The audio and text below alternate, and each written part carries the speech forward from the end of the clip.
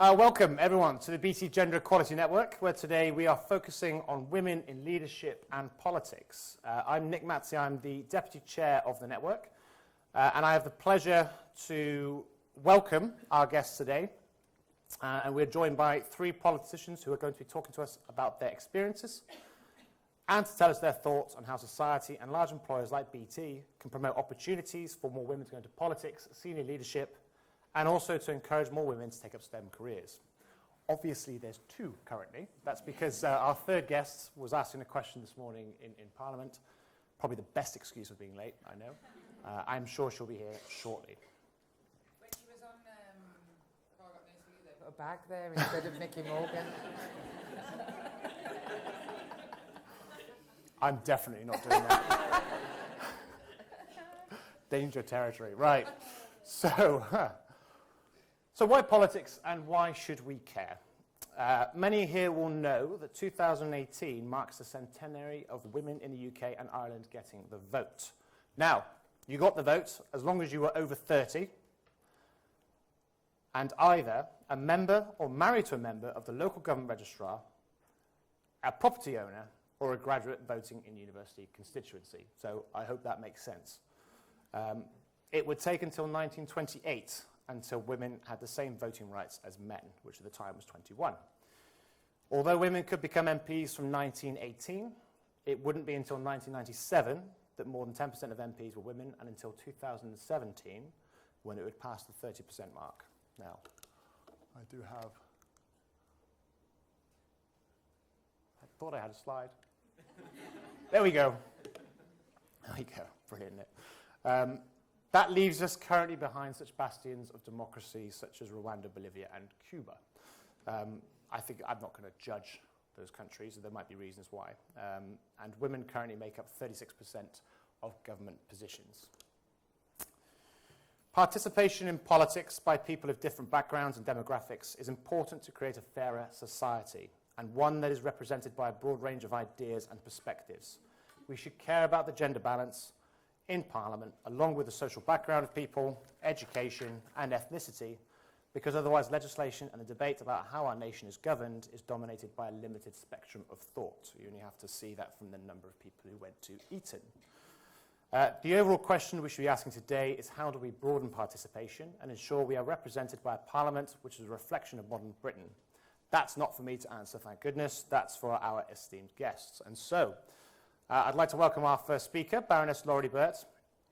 Baroness Burt was the Liberal Democrat Member of Parliament for Solihull from 2005 to 2015. In October 2007, she was elected as the party's first female chair, and in April 2014, she was appointed the government's Ambassador for Women in Enterprise and was nominated for a life peerage in 2015. Baroness Burt, over to you. Thank you. Thanks very much.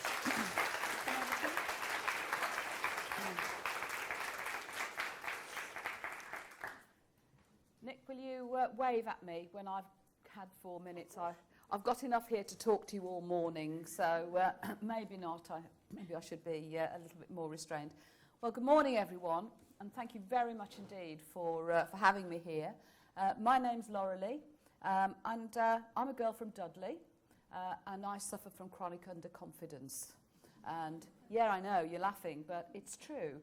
And every time that I speak, I'm just kind of, a little part of me is still waiting for the no talent police to come along and tap me on the shoulder and say, come on, your time's up, you know, the game's up, we've twigged what you're up to here, out of the door.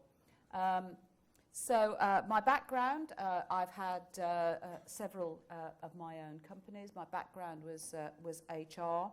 And I first got interested in politics when my husband proposed to me before he told me he was going into politics.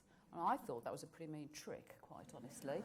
And I thought, well, it's all rubbish, you know, politicians, they're just in it for themselves. And it took me a while to work out that actually you could do things in politics. And one of the things that you in this room might think about is local politics, because you can really achieve an awful lot for your local area by becoming a local councillor. And I found that the skills that I had developed in business came in really handy when it came to politics, building a team, using the diverse talents that and interesting people that come along, you know, who want to help, and being able to motivate them. Because unlike work, where everybody's actually paid, volunteers do it for love. And so you really do have to be able to engage them and motivate them, and engage people on the doorstep as well. And being a nosy person helps.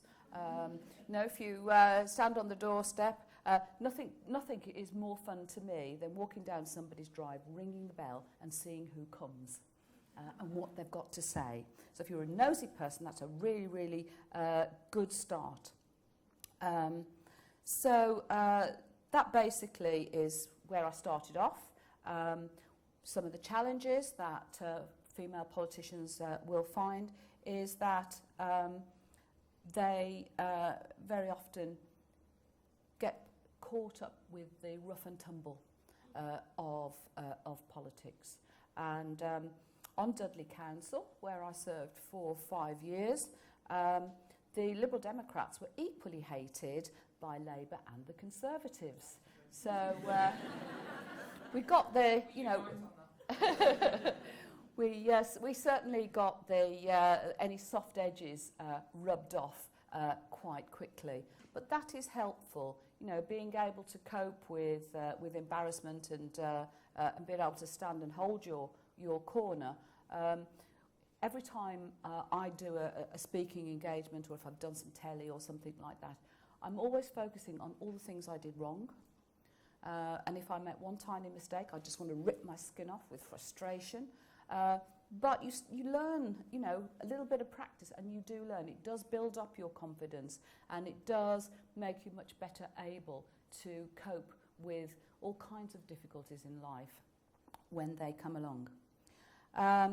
So what can BT do was another question I've been asked to cover to support women to take on leadership roles. From the people that I've spoken to already this morning, it seems that you've already got quite an inclusive culture. And it's really good to see guys here today, because if we all talk to ourselves, then that's not going to include other people. And it's so important, and I'm sure BT get it, because if you've got people working for you who look like the people that you serve, and who are actually not there as tokens, but who are there right the way up the decision-making chain in an organisation, that means that your products are so much more appropriate, your decisions are so much better than if it's a load of white guys all talking to each other. You know, it isn't that men hardly ever, decide that they're going to discriminate. They don't do that. But if there's no woman in the room, they just don't think about us. Similarly, with other kinds of diversity as well, people, not just people of ethnicity and people with disabilities, but people who are from different kinds of background, you know, from working class backgrounds, and as you said, Nick, you know, not all from Eton, not all from private school, but people who actually reflect the composition of the organisation. So, you know, getting everyone involved is just absolutely the key to success in an organisation. Training is a really important area as well. I don't know whether you do unconscious bias training here. I'm guessing you do. Yes. I'm sure that you do. Sorry? It's available to do. It's available. Okay. Well, perhaps some of the people who don't think they need it are the people who need it the most. In actual fact, it's what I find in a lot of circumstances. So fostering that inclusive culture is really, really the key in my view. And I became the government spokesperson for Women in Enterprise for the work that I've done in procurement, particularly in encouraging organisations to procure from people who look like the people that they are seeking to serve. That's nowhere more important than in government, but in organisations like BT, what it means is, you know, that if you've got women-owned, ethnic minority-owned, disability-owned businesses, then they understand, they're more reflective of the needs of the people that you at BT are seeking to serve.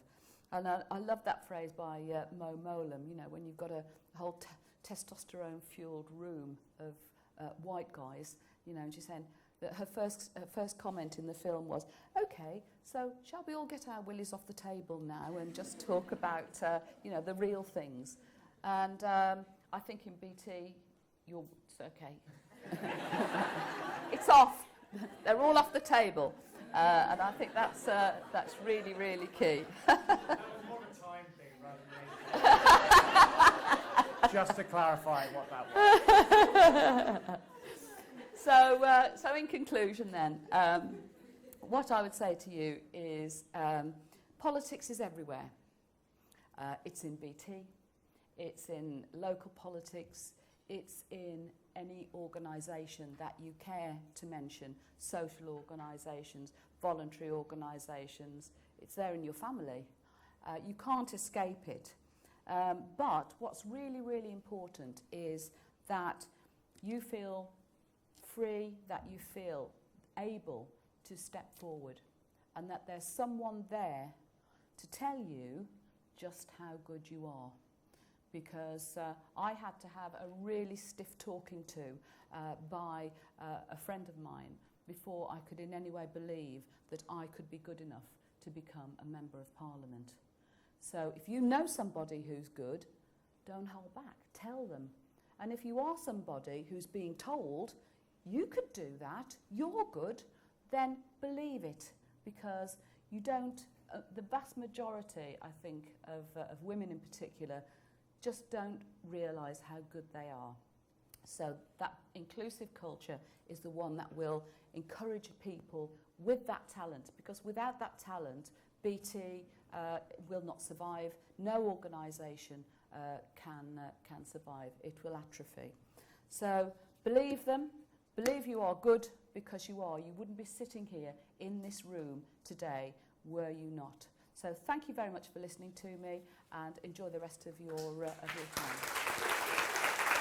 Thank you.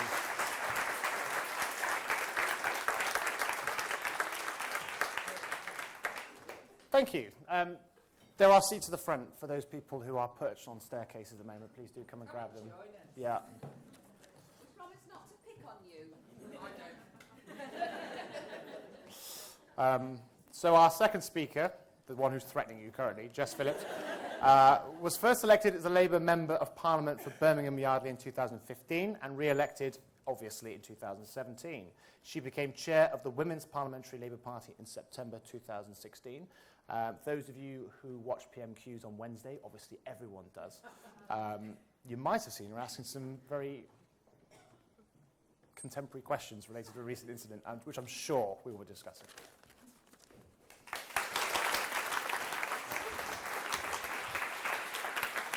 Hello, so my name's Jess and I am chronically overconfident.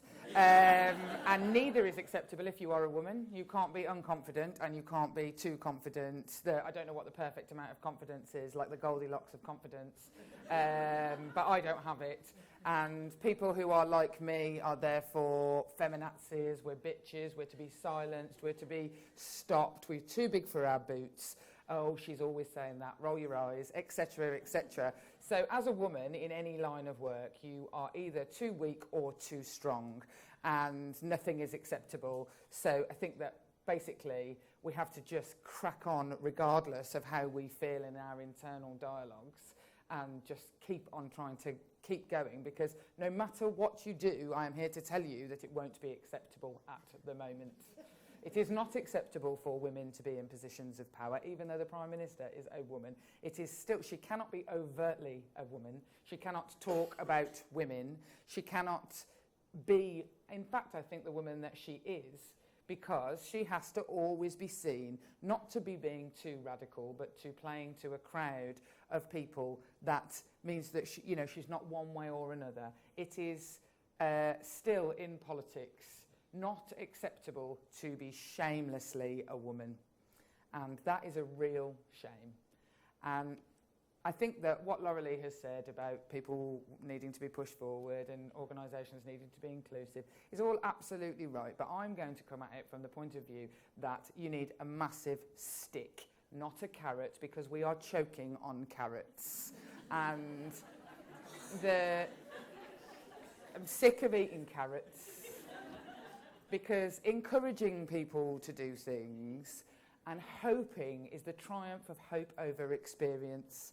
So only the Labour Party, actually I think the SNP are thinking of doing it, and I think the Liberals are having a crack at it now, but historically only the Labour Party have said that the way to get women into politics is to force it to happen, is to put a quota in place and say only women can stand in these seats. Unsurprisingly, the Labour Party is made up of 44% of the Parliamentary Labour Party are women. 119 Labour women currently sit in Parliament, and that's more than all the other parties put together by quite some margin.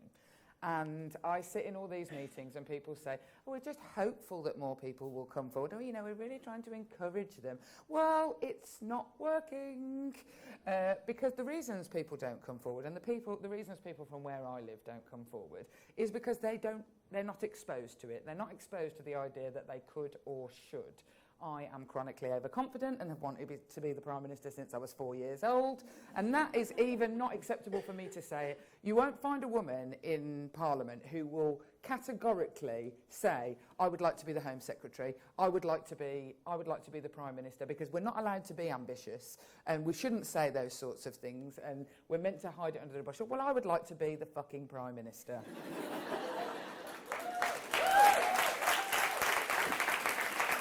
I didn't get involved in politics to support the coattails of somebody else. I got involved in politics because I thought I had something to offer that would change the world. Unfortunately, if you actually want to change the world, you're a bit radical to ever become the Prime Minister, so don't be banking on it. Don't go the bookies or anything. You'll definitely lose all your money. The trouble is that at the moment, everybody wants to talk about gender equality at the moment. It is a fashionable thing to talk about in companies across the land, and they're all about to be shamed in their gender pay audits. But actually standing up and saying me too or time's up and wearing your lapel pins and thinking that you're doing the right thing is useless unless you actually do something. It is about action. If the suffragettes taught us anything, it is that deeds matter, not words. So all of my colleagues who are appalled by men going to a lady zoo and bidding on, spicing up their wives, all of my colleagues, I want them not just to be appalled by it, but to be appalled by it when they see their colleagues doing it in the House of Commons, and to turn around and say, don't do that, don't feel her arse, don't talk to her like that, don't talk down to your staff, unless we start doing it and acting it out in our life. Now, I'm sure BT is a brilliant and inclusive place, but I bet you there are people who discriminate against each other here. Am I right? Yes, I am. There will be, and we have got to stand up against it and not be frightened to speak up, or frightened that we will end up in a tribunal court if we do, because the fact of the matter is, knowing that it's happening is all well and good, but unless we actually do something about it, have quotas, have targets, make schemes exist that people have to go on. So having unconscious bias training is absolutely fucking useless unless everybody goes on it. And it's like, oh, we've done this nice thing, we've ticked this box. Ticking a box, I'm not interested in ticking a box. I want to see something change when there isn't going to be lady zoos anymore. That is not going to happen unless more women get involved in politics. We're not going to be able to be fearlessly who we are in all of our workplaces unless at every echelon of society it is visible that it's okay to be a woman who says things aren't okay. anymore. That isn't going to happen unless more people like me say it in places like the House of Commons and do something about it.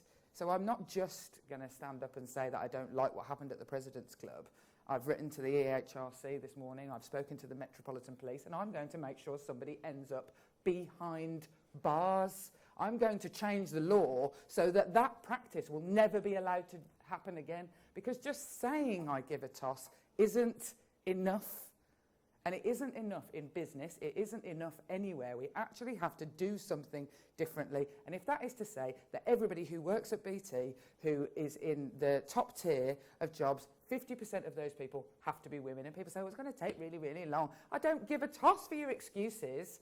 It has to happen. Because if it isn't happening, you have a problem. If it isn't happening naturally, there's a reason it isn't happening naturally. And the Labour Party recognised that it was never going to happen naturally with women in politics, and so they made a rule, and guess what? It worked. And by the next election, absolutely, without a shadow of a doubt, more women MPs will sit on the Labour benches than men. Now, the Labour Party has a problem, don't get me wrong. They have some terrible problems, and the ability for women to rise to the top, because women in the Labour Party are like me, and we are quite radical.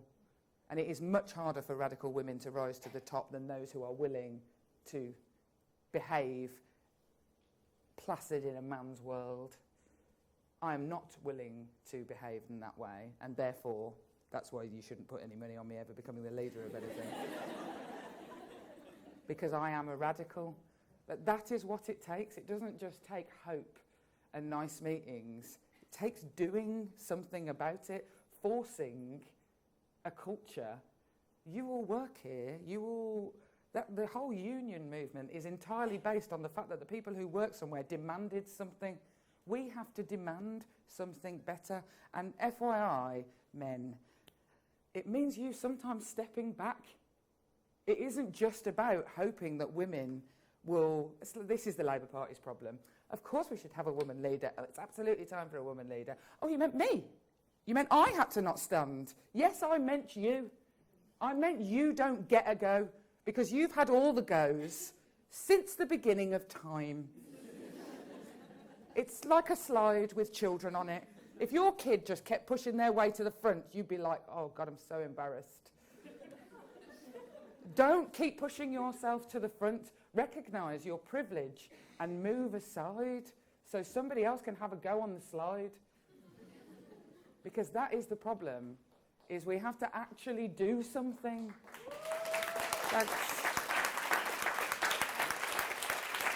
So, of course, you should all think about being in politics, because I'll leave you with this one last thing, and because Nikki's here, I won't use the person who I usually use as my touchstone against... there are some really crap people in the House of Commons, and there's one particular man...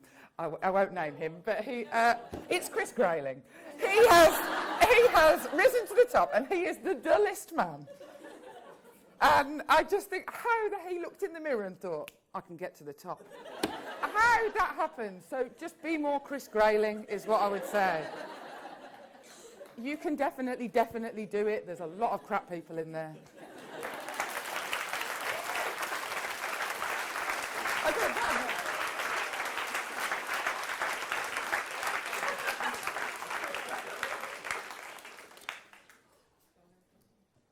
So, as the male head of the Gender Equality Network, I don't feel awkward at all currently for taking someone else's position.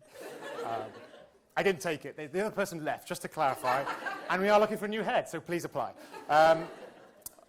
Nikki has arrived, I'm very pleased to say, and I'm no longer the token Tory on stage. Yes.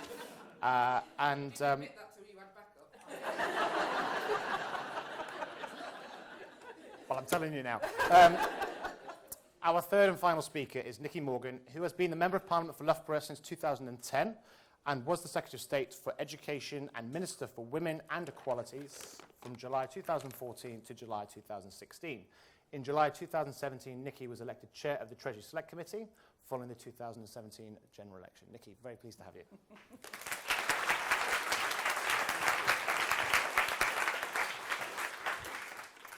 Well, good morning, ladies and gentlemen. I have to say, having come in midway through Jess's speech, I really wish I hadn't turned up, actually, because how the hell does anybody follow that? You know, you've got two other brilliant speakers this morning, so I really feel what I'm going to say is completely inadequate. I agree with everything that Jess has just said, particularly the point about doing. You know, I've been lucky enough to hold all these positions at the moment as chair of the Treasury Select Committee.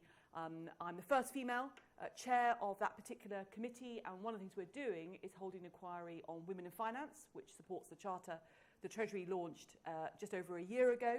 One of the things we're also asking anybody, so should anybody from BT come to give evidence to the committee, they can expect to have a question on what is your gender pay gap. And that should be a statistic that trips off the tongue of every senior executive in a company, let alone obviously is of interest hopefully to people in this room. And I hope that actually, you know, these are gender pay gap regulations that have been passed by this government, supported I think on an absolute cross-party basis. We of course want to go further, but we've got to get the rules up and running. But I hope it's the kind of information that actually will be instrumental and influential in determining where people apply for jobs in the future. Because not just enough to say, this is a great company, it's going to give me opportunities to travel abroad. Actually, what are the values of a company? What's the culture? How do they look after and promote and support people like me? So I wanted just to tell you a story, really, because you know, I'm 45. I thought I'd kind of hopefully seen it all, and certainly in politics, I think you know you do see it all. If you want to come and see it all, sit in on an MP's surgery. That's when you really do see all of life. I thought I was pretty good at sort of dealing with most situations. So we're at the moment doing an inquiry into small business funding. And there's a particular issue that came up in the House last week in a big debate around one big bank and their lending practices. So a councillor had asked to see me, elected councillor, and so I met him with one of the members of the committee, male member of the committee staff last week. And we sat down, and he said to me, we started the conversation about his work on this bank and this inquiry and everything else, and his advice to clients that he's given that have been caught up in it. And then he said, we started probing the numbers, and I said, well, can you just explain to me, you know, sort of the workings and how you've got to this and the evidence and the rest of it? He goes, well, he said, okay, it's quite complicated. He said, but Oliver, who'd set up this meeting, who's one of our MPs, he tells me you're quite bright. Now, just think about the situation. Yeah, I didn't flatten him. I did need backup probably at that stage, but anyway. So yeah. So I thought to myself, at the moment, you know, those thoughts, and it'd be interesting to, you know, what would you have done in that situation? And of course, I think for the men in the room, you just wouldn't have had that comment. That's what this is all about. So anyway, so I thought, well, if I'd been 25 and starting out my legal career, which is lovely to come back to the city part of City London, because I worked for 16 years around this part, I probably would just have probably ignored it. 10 years ago, I probably have kind of laughed it off. But actually what I turned to him, I said, gosh, that's patronising, isn't it? And he was really flustered. Good. And the clerk next to me, who I think has got young children, literally did not know where to put himself. He was so embarrassed. Anyway, I was recounting the story later on to members of the committee, cross-party members, and they were all absolutely horrified. So I said, well, that's very patronising. He said, well, I thought you just knew about education. I said, so you haven't even bothered to investigate my CV. And interestingly, in the Evening Standard last week, some so-called politically connected city grandee said, what does Morgan know about the city? Ignoring the fact that, yeah, I probably don't know as much as somebody who's been working for 40 years in the city. But I am a qualified solicitor, having worked in corporate M&A and interpreted the listing rules, the takeover code, the prospectus directive, the market abuse directive, the takeover directive, and all those other things for 16 years. So yeah, I think I know a little bit about the city, actually. So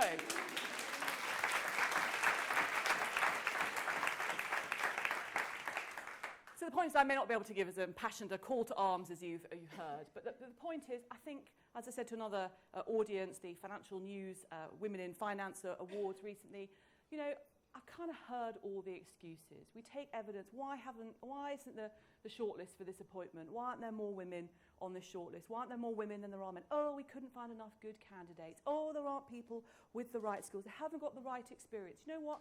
I'm kind of done with all of this. I really am. Do you know what? If you're looking for people to fill a position, be more imaginative. Talk to people. Take a risk. Put people on the shortlist. And actually the people that are going to drive change are people particularly, I don't know all the different positions that you hold here, but particularly it is middle management. You can have all the chief executives and all the chairmen of the boards, and it's important that they do sign up to the diversity agenda. It's important that they show leadership, they sign the Women in Finance Charter, they sign up to the 30% Club, and they do all the rest of it. But if the guys in the middle are not empowered, guys and girls, are not empowered to take a risk when they're hiring and promoting and putting teams together and putting people on jobs, then we are going to get nowhere. And those of you who are young enough to have perhaps just entered and started your careers here and in the city and the London and everywhere else will be looking in 5 or 10 years' time and thinking, why am I still here? Do you know what? I'm going to go and move to somewhere else that's going to appreciate my talents more and that's going to make life easier and more enjoyable for me. So Jess is absolutely right. It's about doing. It's about catching yourself all the time, not making assumptions on behalf of somebody else. I won't put them forward for that job or that role because they've just had a baby and I think they're finding it difficult to combine hours. I won't put them forward for that thing because I know they've got care and responsibilities at home. Well, ask the person. You may well find somebody says, actually, you know what, I'd love to do this, but the timing is just not right. Or they might say, you know what, I could do this if I could work from home 2 days a week, or I could negotiate it so that I can come in early and leave early so my other half is also able to take over some of these responsibilities. We were asked to address 4 questions, so let me just very quickly do those. How can we encourage more women to join? Politics and politicians have to show we can make a difference. And I think that is part of the frustration, part of the reason that politics is in such a sorry state at the moment, is that everything's got so big. Big companies, big banks, big politics, big Whitehall and everything else. Making a difference, it's really hard to prove that you can do it. But I think we'd agree there are some colleagues who do make a difference. You know, it was Paula Sheriff who put down the amendment on the tampon tax to a finance bill, which changed the narrative. There are all sorts of female members of Parliament. Carolyn Harris, who is leading the way on getting support for children's funerals based on her own tragic experience. Caroline Spellman, who has got mothers' names finally put on birth certificates. I mean, it's 2018. What on earth are we only interested in the fathers for God's sake? So you can make a difference, but they're small and they're incremental steps. And I think actually women want to make a difference. I really think actually, I think younger employees, millennials as well, I do think, you know, actually if you're going to do something, if you're going to work hard, if you're going to make the sacrifices that being an MP or a councillor or others entails, then actually you want to know that you're doing it for a reason. What are the challenges faced by female politicians in the age of social media? Well, I think actually it's pretty obvious. It's out there. It's all politicians. But I think my colleague Johnny Mercer has written a very good piece this week about the abuse suffered by Ruth Smeeth, who he's great friends with on a sort of cross-party basis. I think they did something together and she got appalling anti-Semitic abuse. And I think sometimes it's not until actually, particularly for the guys, or particularly perhaps for older women looking back, it's not until you see how other people are treated. And I think for men in particular, it's often when they have daughters or they have younger women in their lives and their families, or perhaps they're mentoring somebody, they really begin to see actually what it's like. You know, the way I deal, I often get asked, how do you deal with this stuff? The point is, I think in all of us in life, we have people whose opinion we really, really trust. You listen to those people and you ignore all the other rubbish that is out there. What can encourage companies do like BT to support women take on leadership roles? Well, you can train them. You must have the most fantastic training and mentoring programs. And I have to say, in politics, there is absolutely zero training.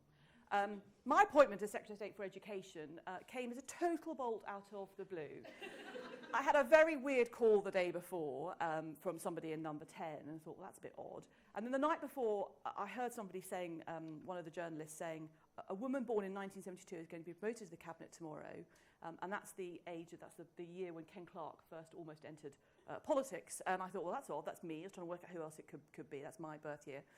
When you get the call, you walk up to number 10, you get called in, you sit in front of the Prime Minister, and there's a kind of X Factor moment when he says, I'd like you to do... What do you want me to do? Of course, I hadn't appreciated until the most recent reshuffle that the answer you could give is no. That was a revelation.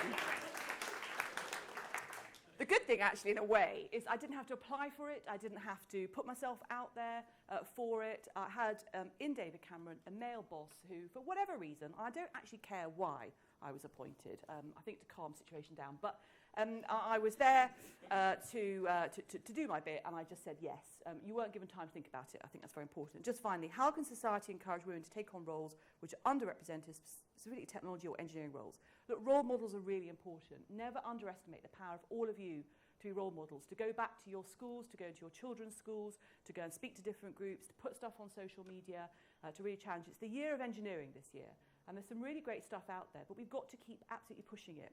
We also have to change parents' perceptions. I don't think anybody ever mentioned the word engineering to me as a career. Professional qualifications, going to university, doing other things was all mentioned. But engineering never was. It's only because I represent a big university in the Midlands with a big engineering. In fact, they take more female engineers than any other university, that actually I know as much as I do, and that's not very much about engineering, to the point where I have said to my son, actually, I think it would be something that you'd be really interested in. Why don't you think about it? And I'd say exactly the same to any of the other young audiences that I might come across. But actually changing the perceptions and going in and just don't underestimate the power of talking about yourselves, your careers, what you do here, what you've done before in your careers. That is incredibly powerful for people to hear all of your stories, however young or old, however experienced or inexperienced you might be. So thank you very much for the opportunity to be here this morning, and I hope you take from this, it's time to do. Thank you. I can't believe that. Quite great.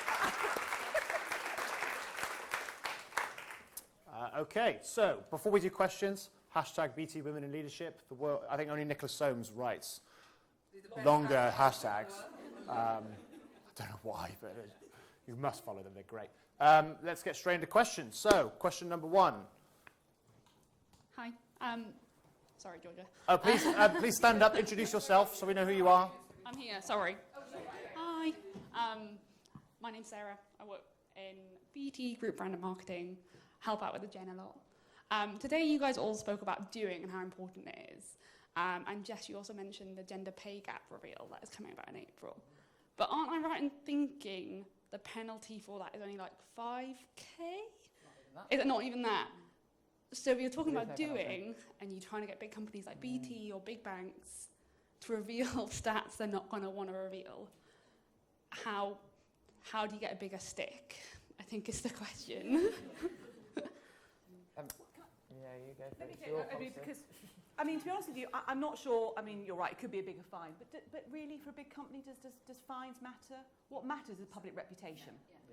And actually, one of the big things is about public reputation, shareholders, people not applying for the jobs here because they look at the company and they say, this is not a company that is doing anything to tackle the gender pay gap. So the more important thing, the figure, obviously the pay gap number is important, but more important is the reporting and the planning that goes on alongside it. And I can tell you, if anyone's here, senior executive, but my impression, my understanding is that they have to report this stuff if they are a company of over 250 employees. And the conversations it's prompting at boardroom level are absolutely fascinating. You know, somebody has to sit there and say, we have to put this out in the public domain, we have to show our competitors and our shareholders what this number is, and we have to explain it, and we have to show what we're doing about it. Now, your point is right about doing. The question is going to be, what pressure then externally and internally can people, here and outside, apply in terms of saying, okay, you've got a problem, so what are you doing about it? And next year, is the problem going to be less? And people like me, on committees like mine, can also absolutely be asking the question. So I just wonder with big businesses, I'm not sure that fines really count. You can pay a fine for antitrust or for money laundering or whatever it might be, but that reputational risk is what they all spend an awful lot of money trying to preserve. Baroness Burt, so Laurie. Next time I'm very formal.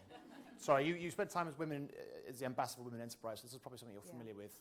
It is, and I was just going to pick up on the point that Nikki made. Shame. Shame is a really big key. But I was talking to an inclusion specialist from one of the major construction companies in this country on Monday. And The ones that are left. they are, yeah, but they have, as a result of looking at this legislation and the knowledge that they have got to publish, they are completely redesigning their whole way that they promote, pay, etc. Because they realise it's not good enough. And it's taken this bit of legislation, which we did, we pushed for when we worked together in coalition. It's a hugely powerful tool. And I agree, it don't matter what the fine is, but, the shame factor, it's great. Yeah. Jess? I mean, I also am going to encourage the EHRC, which I don't think uses its regulatory powers at all in the way that it should. So the Equalities and Human Rights Commission, that where there are big problems, and all it will take is one case of one, so it will be what they call a strategic case to. I mean, just look at this organisation that has been in the media for the last 2 days. I think that still people probably think they can get away with it. I think that the pressure is mounting because of so many voices saying the same thing. So the Me Too movement is a really good example of, we as women all feel like, yeah, finally, everyone realises it's been crap for us for all this time. But then that event still happened last Thursday, the President's Club. So for the people who were the doing, it still didn't feel like they'd felt it. But they felt it now. And they're probably a bit shamed now. So I think it will be the same for business. There will be some really horrendous examples. And they will be shamed. But the trouble with it is it all coming out on one day. So it is just trying to filter through the data and make sure that it isn't just, or the alternative is the trickle where everyone goes, EasyJet have got crap pay and so-and-so have got crap pay and so-and-so have got, and then everybody just gets blind because it's just like another place that pays people badly. So we have got to do a piece of work in marketing actually, whether that's through committee work that we do, through writing a piece. I thought I might just do like a shame of the week. Don't buy these products this week. I tell you what, I'm never buying a Ocado again. He was at that dinner. I've got an order on as well. I don't need to cancel it. It's going to come on Saturday. So just to Yeah, that's it. just to be clear, that BT will be publicising and whatever the word is, we'll have our gender pay gap report out at the end of March, I believe, or early April. Let's go to the WebEx, and because we've got some of the hubs out there. So I don't know who's driving. Yep, we've got the Mr. Ons will tell me the question. Hi there. A question from Maria. The question is, 80% of the delegates at Davos last year were male. This year Davos has all female co-chairs, but the gender of delegates hasn't changed. What can BT do to alter the diversity of delegates at Davos, and does Davos matter? So that's someone watching on WebEx remotely. A voice. Voice of God. Yeah, it's like being on blind date.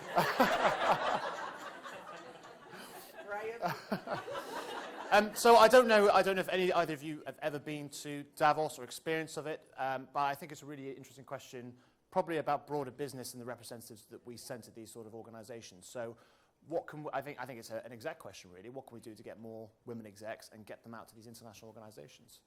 Well, I suppose the question is, I don't know, I've never been to Davos, but what level, and actually someone's got to think about it. And actually challenge, just because you're told to send a certain level of people, do you have to? Do they say no if you don't? Do you actually say, well, actually we're going to send some younger women, because actually that's going to shake them all up a bit over there? Does it matter? I'm not entirely sure that it really does. I mean, it's like our party conferences. They're kind of things to be endured, I'd have thought. Yeah. I mean, somebody was saying critically that Theresa May spent more time with her team having fondue last year than meeting all sorts of other people. I think I'm with her on that one, I have to say. I think it's media organisations very excited. You can see the BBC, as usual, has sent probably 1 million people to go and cover all of this. And I think that most people are thinking, all these people have kind of just decanted themselves to somewhere in Switzerland. Couldn't they have done it somewhere else? But for BT and for big companies, if you're going to send delegates to anything, then I think it's about having it's that thought process, isn't it, all the time. It's so easy just to say, well, we'll pick that person, because they're that level. And it's about challenging ourselves and saying, well, actually, are they the right people? Are they the right people to deliver the message? It's like if you're giving a speech. You know, you think, what's the audience? What do they want to hear? You're going to Davos. What do you want people to take away from seeing the BT delegates? Yeah, I would agree. I don't think Davos matters. I don't even know what they do there. It makes literally no effect on my life whatsoever, or on Parliament. I don't think it ever really. It's just who gets to go. Really, is all that gets the conversation. I don't think that it makes very much difference to me, to my life. I don't work in a big corporate organisation or a big NGO. But what I would say is that I do think that it would make a big difference if one year when they went to the hall in Davos and it looked much more like the world, I actually think that would send a really, really strong message. And Nikki's exactly right. You've got to think about it. You've got to say, okay. I mean, talking of party conference, I think you're right. It is something to be endured. But in the Labour Party, the rule is for anyone who goes, if for 1 year your organisation sends a man, the next year they have to send a woman. So it's always 50-50, the audience, at least.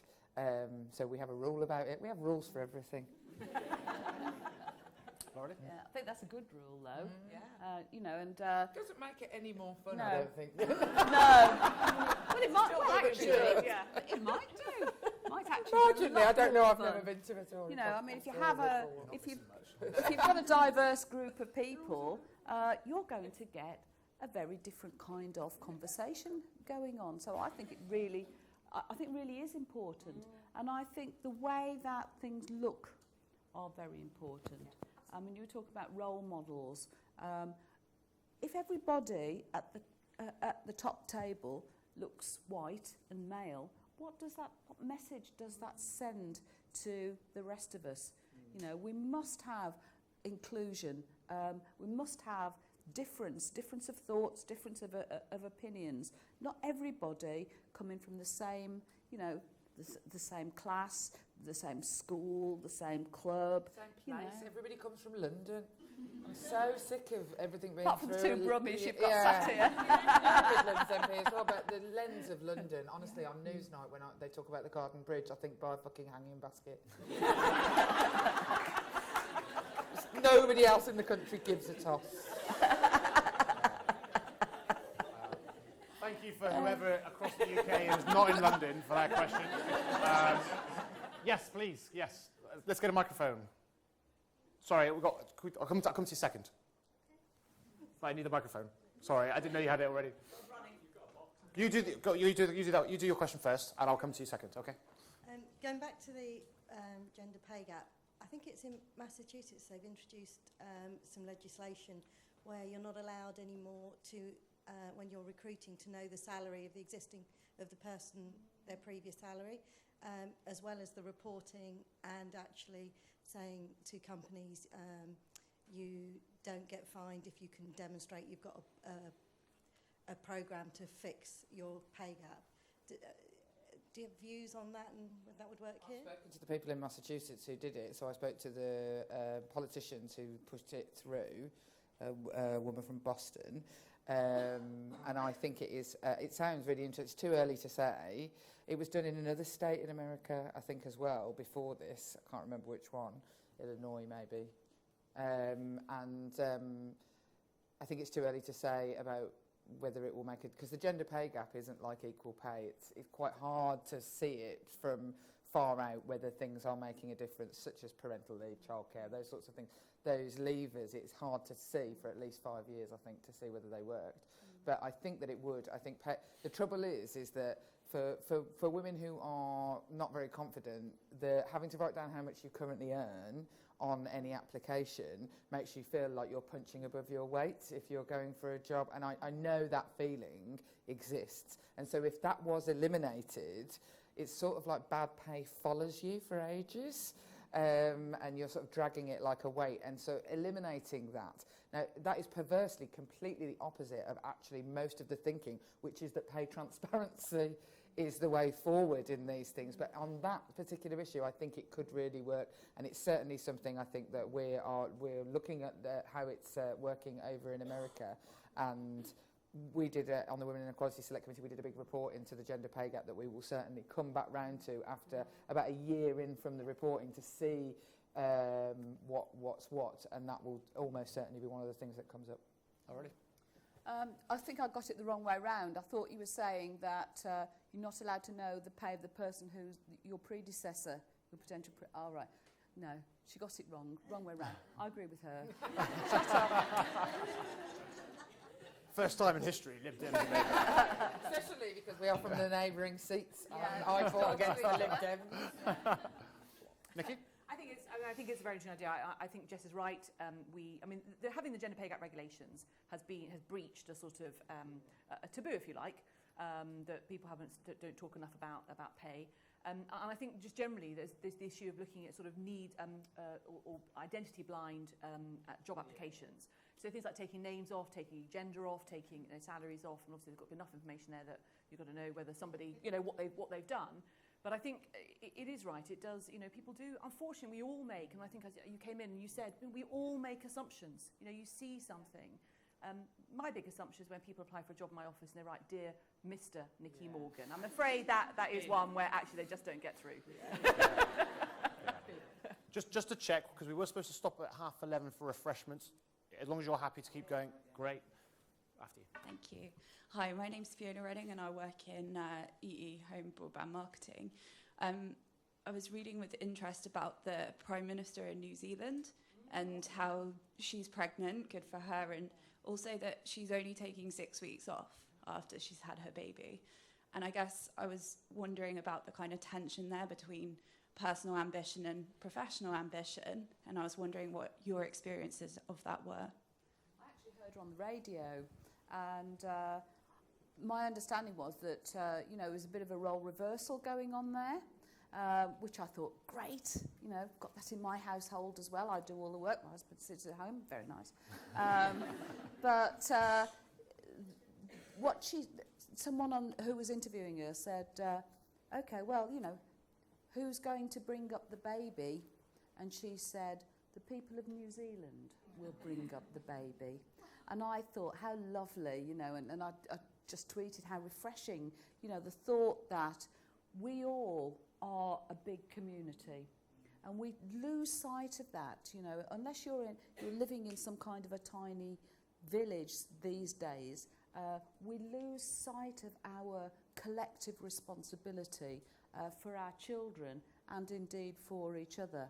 As far as I'm concerned, she's absolutely first rate in my book, and I just wish her well, and I wish that attitude, that approach could be more prevalent in all areas of society, really. David Cameron, Tony Blair and Gordon Brown all had babies while they were Prime Minister. Every single one of them. We're not asking the same question about them, are we? So it is totally and utterly acceptable that she might have a baby. I went back to work when my baby was 3 weeks old, and I used to express on the train. Not just down the chair, just into the drain. I didn't keep it. Didn't like, because but I only went back, sort of 1-2 days a week, but because I wanted to, and I don't think women should have to apologise for wanting to go back to work after they have their children, or for not wanting to. For me, feminism isn't about women going to work. It isn't about women staying off work. It is about you being able to make the same choice that a man would be able to make in those circumstances. And if you want to go back to work, and I suppose the role reversal is the natural role reversal, but it shouldn't be. It shouldn't be the exception that a man is off work to look after their children. It's like when people ask me if my husband is babysitting, I want to kill them. Because he is their father. He's not like a 13-year-old girl I've paid £10 to come and look after the kids. He is their father. He is their primary carer. It is ridiculous.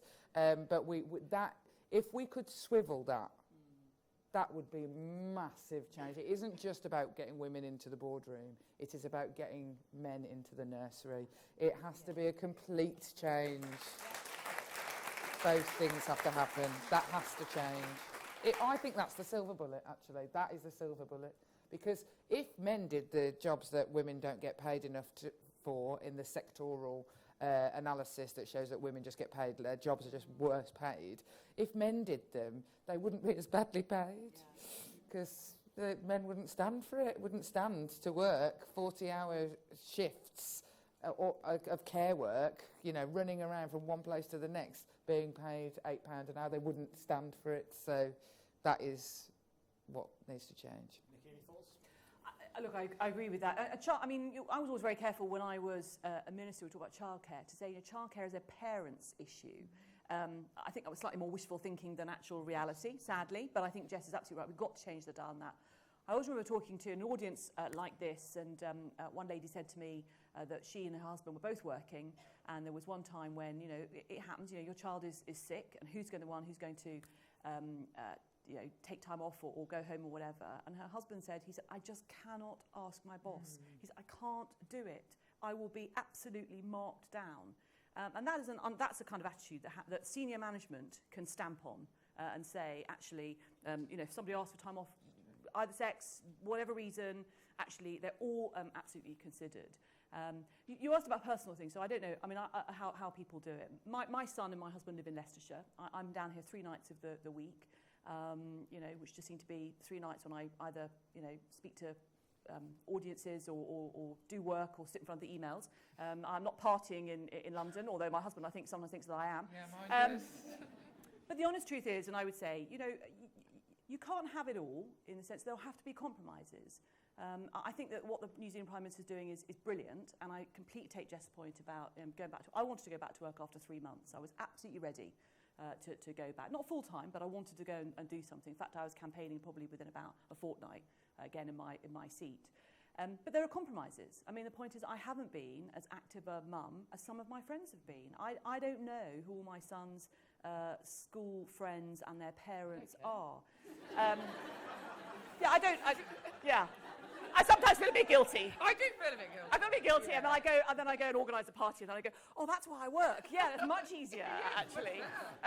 But the point is, you can do a lot, and you can be true to yourself in terms of doing. And the point about today's debate is about choice. It's about people being able to make the choices, and it's about working with whoever else is in your life to make it all work. And it never works perfectly, but it works as well as it possibly can, and that's what it's all about in terms of juggling.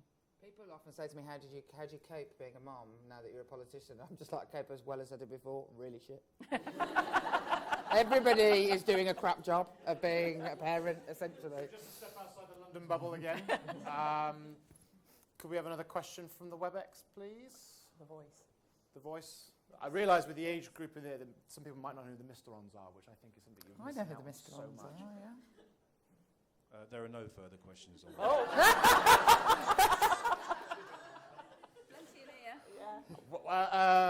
Yes, please. Oh, microphone's coming to you. It's all right. Hi, I'm Shireen.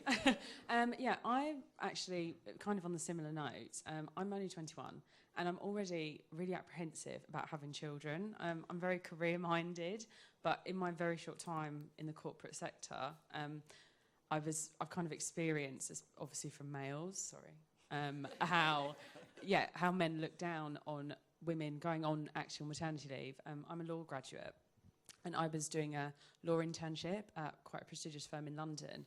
And I remember the HR director coming up to me, who was male, and said, you shouldn't really, I don't know if you're considering children, but just bear in mind that we think when women go on maternity leave, they lose their skills.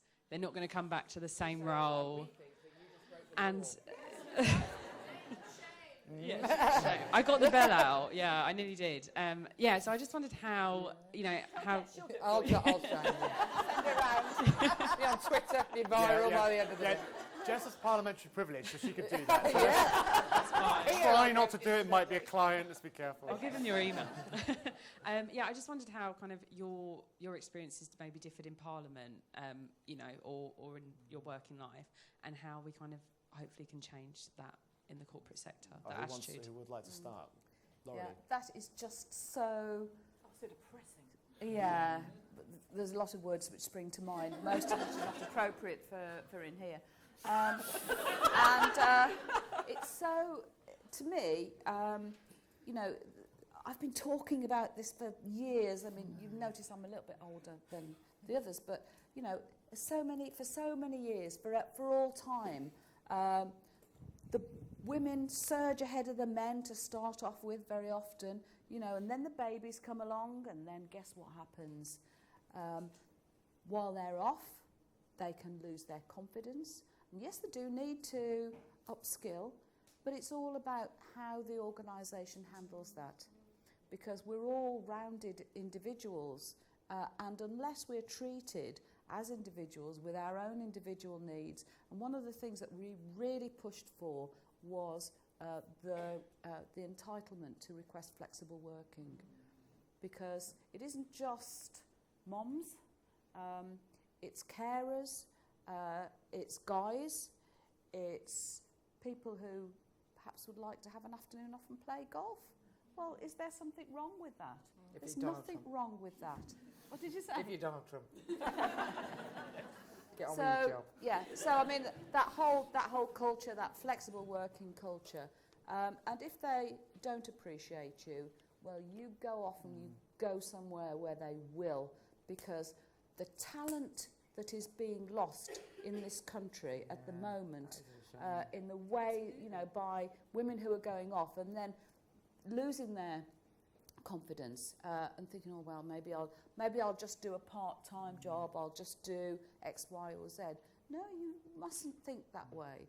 And if companies do think that way, then shame on them. I had my first baby when I was 22 years old. He's 13, nearly 14 now. I know I don't look old enough. So the truth of the matter is there's no right time to have a baby. I come from the generation where we were given those dolls that cried to stop us having babies as teenagers. I am that age where in school we were basically like given condoms every morning, just because, and teenage pregnancy did really drop, didn't it? So it obviously worked. I wasn't a teenager quite, but the truth of the matter is, I think that my generation were really told, and most of my friends definitely listen to this. Get your career, go. I actually think that it doesn't hold water, and that if you wanted to have your children young and then have your career after, that is totally acceptable as well, because taking the time out. Actually, the gender pay gap, all the data shows that it is the taking the time out once you've started your career that causes the trouble. But we have got to change the fact that causes the trouble. But you shouldn't think that there is a right time to have a baby, and nobody should tell you that there is a right time or a wrong time to have a baby, because I did all right, and I had a baby at 22, and you're young, you've got a lot of time You've got a lot of time to make certain mistakes and then come back from it, is what I would say. But Laurelie's absolutely right. Companies need to be much, much better. But don't think that you can't have a baby. And I meet young people all the time now who say they can't have both, and that is just bollocks. That's just not true. And if it's not true for men, this is the benchmark. If it's not true for men, it's not true for you. So be told. We've got time for one more question, so I'll take it from the centre, because I've ignored you guys a little bit. So up there, microphone. We can hear you. Send it up there. I don't want to throw the box, because I could just see it. Thank you. Hi, my name's Gillian, and I'm in the Transition Centre, so I'm not doing anything at the moment. But I am an expert in usability and user experience, so I've had 8 years of learning about human behaviour. I'd like to share an anecdote to help Nikki with that person who said that she was bright. I went to see my doctor because I had period pains, and it was a locum, and he was an Australian man. And he suggested that I have a hysterectomy because I wasn't using my uterus. And I think he should have a lobotomy for the same reason. Yeah. So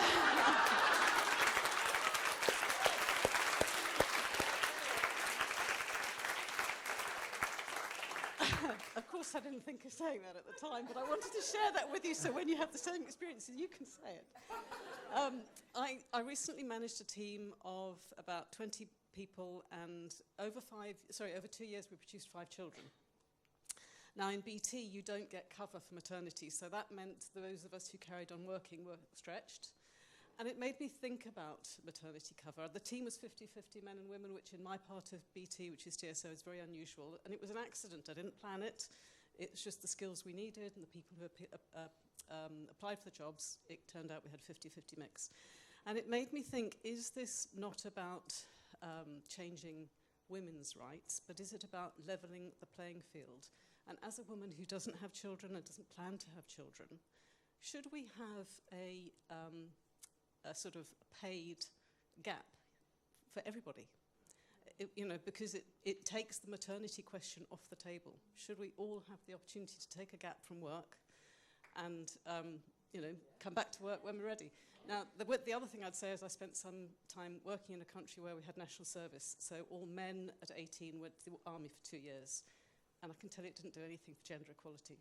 They still came back. There weren't any more women working in the office, so it won't fix it completely, but in terms of doing things that might help, that's my idea. Okay. Brilliant, thank you. Any follow-up to those, Nikki? You're talking about, the guys having a couple of years off. It kind of, when you take time off to have a baby, that gives the guys the opportunity to kind of surge ahead. So maybe we should have our babies a little bit later on, so that we've already had the opportunity, and then we'll hold the guys back for 2 years. We'll go and let them go and do something else for 2 years. But seriously, it is so difficult. And when you said, it all happened by accident, I thought you were talking about the pregnancies.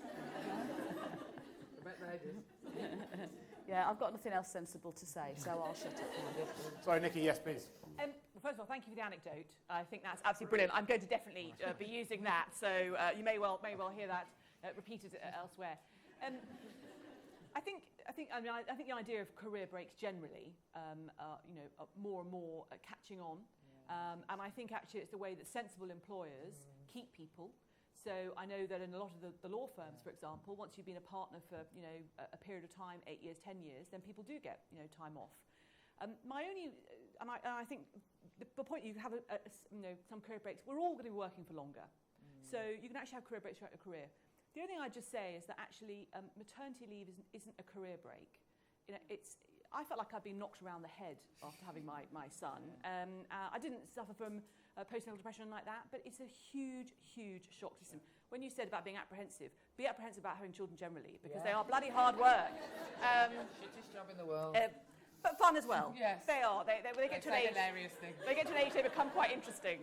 My son now tells me off if I say anything that is vaguely sexist. Yeah, I've obviously mine said it so much, it's kind of rubbed off on him. Like, Yeah. oh, Mum, you can't say Can't say that. that. Yeah. So, but I think the idea, you're right. Things like flexible working, we see it all in the context of children, and then you see it in the context of women and juggling. Actually, flexible working, career breaks, parental leave, it's got to become for both sexes, regardless of the relationship that people are in or whatever what they want to do. I think that ability to take several months off at various points in your career, perhaps to study, perhaps just take time out, do something else, if you're very jaded after having worked incredibly hard for a number of years, all of those things help employee retention. And going back to the point here, it is depressing, really depressing to hear that, actually. It's outrageous. And I think it demonstrated what I said. It's not, I think Jess would have just said to that person, older and wiser, you're breaking the law.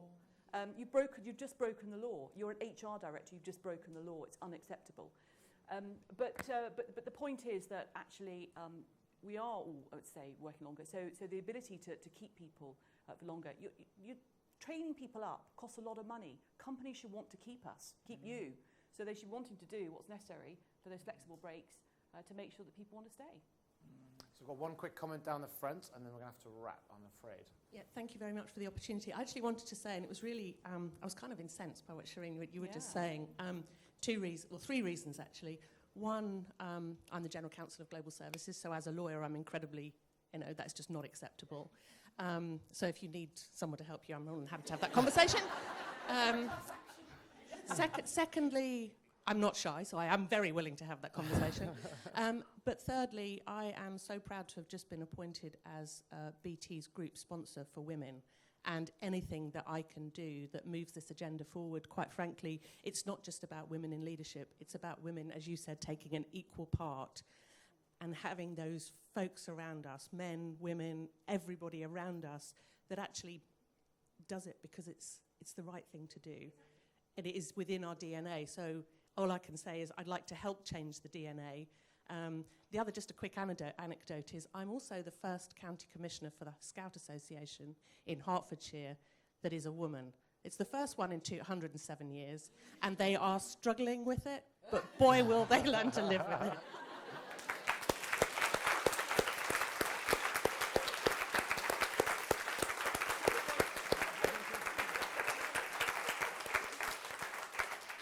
Well, unsurprisingly, you get 3 MPs or former MP and they talk and it runs over. I'm not surprised, but that's good. That's good. That's what we want.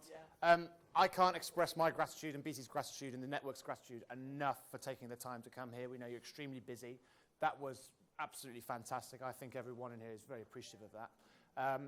There's an opportunity for me now to say very quickly some of the things you've talked about when I see it from a man's perspective, and I think most of the men, almost all the men in here probably agree, and most of them that I know would say that some of the things you talk about is absolutely unacceptable. We are not happy about it. The things that came out about the President's Club is not only disgraceful and appalling, it's frankly a bit weird. I mean, it's really weird. Like, who wants to hang out with 200 guys? It's weird. Am I wrong about that when I say that to the guys in the room? It's frankly, don't get it. Don't get it. It's very weird. So you have a whole host of people out here who are supportive of the things that we're talking about, the gender equality debate and the discussion, and we actively are involved. We're not just #MeToo. We are fundamentally in the room organising events and making sure that we are participating. So I'm really pleased to say you have that support. On that note, we only have 2 guys on the committee of the Gender Equality Network, men. So, you know. Come on, guys. Hint. Come on. Right, I wanted to give a little bit of time so people, if there's an opportunity to speak with our guests afterwards. So we will wrap up there. Thank you for taking the time to attend. Make sure you tweet.